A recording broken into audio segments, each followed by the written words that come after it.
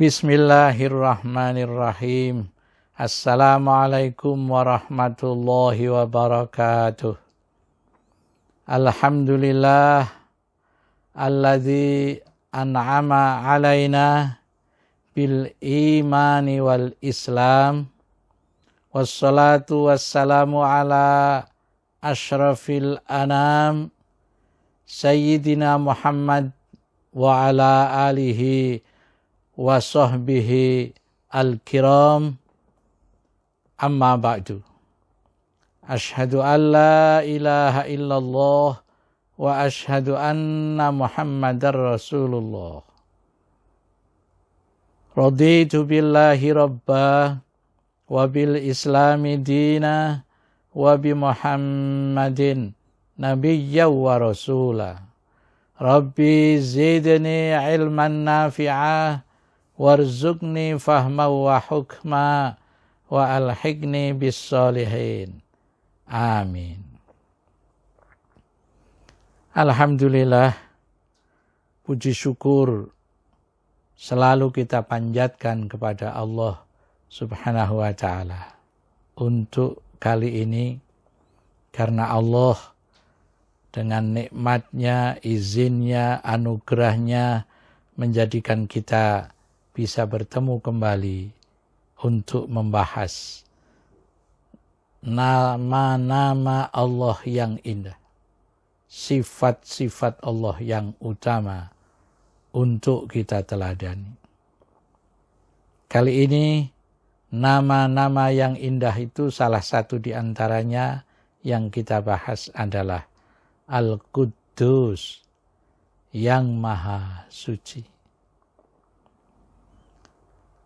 Tersebut di dalam surah Al-Hasyr ayat 23, yang juga sudah pernah kita kutip ketika kita membahas Allah Al-Malik,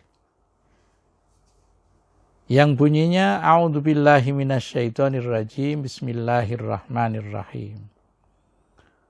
Huwallahul ladzi la ilaha illahu al-malikul quddusus salamul mu'minul muhaiminul azizul jabbarul mutakabbir subhanallahi amma yusyrikun. Dialah Allah yang tidak ada Tuhan selain Dia.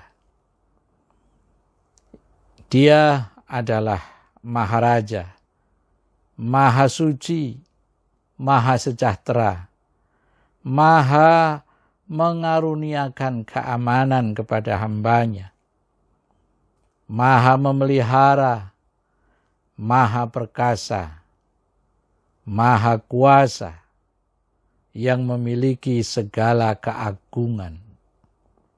Maha suci Allah dari apa yang orang-orang musyrik prasangkakan kepada Dia. Di dalam tafsir As-Sa'di dijelaskan Al-Quddus ditafsirkan sebagai Al-Muqaddas, As-Salim, yang maha suci, yang bebas atau selamat atau terhindar min kulli aibin wa afatin wa naqsin, terbebas dari segala yang cacat, petaka, dan kekurangan. Karena Allah itu Al-Mu'azzamu, Al-Mumajjadu. Allah itu yang diagungkan dan sekali lagi yang dimuliakan. Mengapa demikian? Dilanjutkan penjelasannya oleh As-Sa'di adalah li'annal Quddus, karena kemahasucian Allah itu yadullu ala tanzih an kulli naqsin, yang artinya menunjukkan pada terbebasnya, terhindarnya Allah dari segala yang kurang. Wa ta'zim, karena ta'zim atau keagungan lillahi fi awsafihi wa jalalih. Keagungan itu hanya kepunyaan Allah di dalam sifat-sifatnya dan keagungannya itu sendiri. Sekarang Al-Wasit, tafsir Al-Wasit maksud saya menguraikan ayil munazzah an kulli naqsin, sama. Yang terbebas, tersucikan dari semua yang kurang. Al-balighu aqsa ma yatawassuruhu al-aqlu. Yang amat sangat jauh. Al-baligh aqsa, yang amat sangat jauh.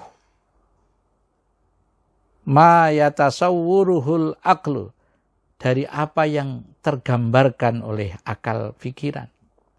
Fit taharati, bagaimana kesuciannya itu seperti apa, kebebasannya dari yang kurang itu seperti apa. Enggak bisa dibayangkan oleh akal. Wa fil bu'di, dan dari jauhnya terhindar dari kekurangan itu. Anin naqais wal uyub, dari kekurangan-kekurangan dan kecacatan. Wa an kulli ma la yaliq, dari semua yang tidak patut untuk disandangkan kepada Allah. Selanjutnya Al-Wasit menjelaskan waja'a lafdul Quddus ba'dal Malik lil isy'ar bi annahu ta'ala. Disebutkannya lafadz Kudus sesudah Malik di ayat tadi, Al-Malikul Kudus, itu untuk memberikan rasa di dalam jiwa kita bahwa dia itu maha tinggi. Karena maha tingginya itu wa inkana malikan likulli syai' illa annahu la yatasarrafu fi ma yamlikuhu tasarrufal muluk al-maghrurin az-zalimin. Karena sedemikian jauhnya dari kekurangan, sedemikian jauhnya dari kecacatan itu, Allah yang memiliki segala sesuatu, yang menguasai segala sesuatu itu, dia hanya menyelenggarakan kekuasaannya yang jauh dari penyelenggaraan kekuasaan oleh orang-orang yang terpedaya dengan dunia. Biasanya orang di dunia itu, kata Lord Acton, kalau sudah punya kuasa itu biasanya tends to corrupt. Dia cenderung untuk koruptif. Apalagi kalau kekuasaannya mutlak. Absolute power, kata Lord Acton, kekuasaan yang sangat mutlak, corrupt absolutely, akan cenderung korupsinya itu, kesewenang-wenangannya itu juga secara mutlak. Tapi Allah Al-Malik, meskipun kekuasaannya sangat mutlak, tapi dia, Allah itu, Allah Al-Malik itu mentasarrufkan kekuasaannya tidak seperti penguasa-penguasa yang maghrurin, yang terpedaya oleh kekuasaan itu sendiri, oleh dunia, az-zalimin, sehingga dia berlaku tidak adil.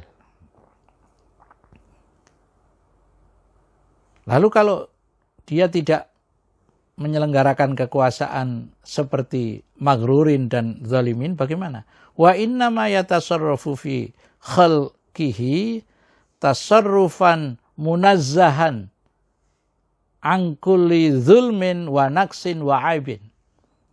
Dia mengelola, menyelenggarakan kekuasaannya pada makhluknya itu dengan penyelenggaraan kekuasaan yang terbebas dari segala kezaliman, kekurangan, dan kecacatan.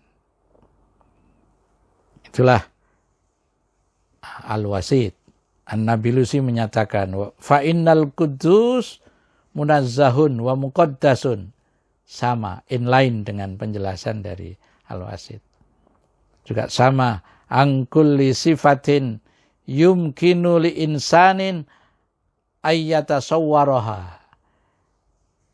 Bagaimana bersihnya, jauhnya, terhindarnya kekuasaan Allah Al-Quddus atau Al-Malik Al-Quddus itu, manusia jelas nggak bisa menggambarkan, nggak layak untuk menggambarkannya. Wa muqaddasun an kulli sifatin, dan terbebas dari segala sifat, tasyabbaha sifatil insan wa tamatsalaha, nggak sama, nggak serupa dengan sifat-sifatnya manusia. Manusia meskipun baik, ada sedikit dimensi buruknya. Nggak ada manusia yang baik sama sekali atau jelek sama sekali. Jelek juga ada sedikit baiknya. Tapi kalau Allah sama sekali tidak ada. Huwa Quddus fi dzatih.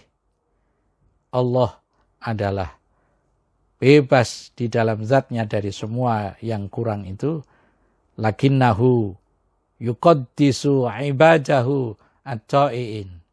Tapi Allah memberikan kekudusannya itu kepada hambanya yang taat. Oleh karena itu kalau kita ingin meneladaninya, maka man arafa hadzal isma tahhara nafsahu am mutaba'ati syahwati. Kalau manusia ingin meneladani, dia mesti mengenal dulu nama Allah Al-Quddus itu dan mensucikannya dari mengikuti syahwatnya.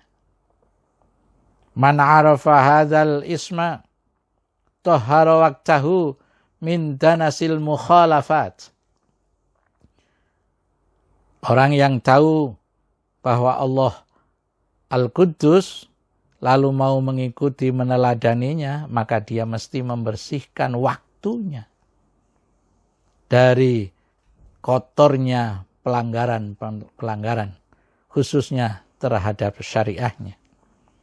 Wa tahhara qalbahu mim maslakil ghafalat, dan dia harus membersihkan cara hidupnya, cara beribadahnya dari cara-cara yang lupa, dari orang-orang yang terlena. Wa tahhara ruhahu min futuril masakinat, dan dia harus membersihkan ruhnya dari sikap acuh tak acuh terhadap penduduk lingkungannya. Itulah cara berakhlak. Ada idoh yang saya kutip dari Rasulullah sallallahu alaihi wasallam yang menyatakan, innar rajula la yuhrimar rizqa bidzambi yusibuhu. Sesungguhnya seseorang dengan melaksanakan dosa pastilah akan menjadi penghalang rizki yang akan diperolehnya. Kemudian ada makalah dari Ibnu Abbas, sahabat Rasulullah, bahkan ini sepupunya Rasulullah, yang menyatakan, innalil muhsinat diya'an fil wajhi wa nuron fil qalbi wa quwwatan fil badani wa sa'atan fil rizki wa mahabbatan fi qulubil khalqi. Kebaikan itu memiliki cahaya pada wajah seseorang, juga nur pada hati seseorang, kekuatan di dalam badan seseorang, luasnya rizki dan cintanya makhluk-makhluk kepada dirinya. Sebaliknya wa inna lisayyi'ah sawadan. Kalau keburukan itu ada kehitaman fil wajhi, di dalam wajahnya. Wa dzulmatan fil qalbi, akan menjadi gelap hatinya. Wa wahnan fil badan, dan akan menjadi loyo di dalam badannya itu. Wa nukson fir rizki, mengurangi rizki, dan juga akan menghadirkan baghdhah fi qulubil khalqi, kebencian dalam hati para makhluknya. Terakhir, Utsman bin Affan menyatakan, ma'amila amalan albasahullahu rida'ahu. Siapa yang melakukan sesuatu amalan, Allah akan mengenakan, memakaikan amalan itu sebagai ridaknya, sebagai selindangnya. In khairan fa khairun, kalau amalannya itu baik, maka selendangnya akan baik. Wa in syarron fa syarrun, kalau buruk amalannya, maka buruk pula selendang yang Allah kenakan kepada dia. Demikian mudah-mudahan Allah Subhanahu wa ta'ala melalui pembahasan Allah Al-Quddus ini menjadikan kita mampu membersihkan jiwa kita, badan kita dari semua yang tidak patut untuk kita sandang. Wallahu a'lam bishawab. Wassalamualaikum warahmatullahi wabarakatuh.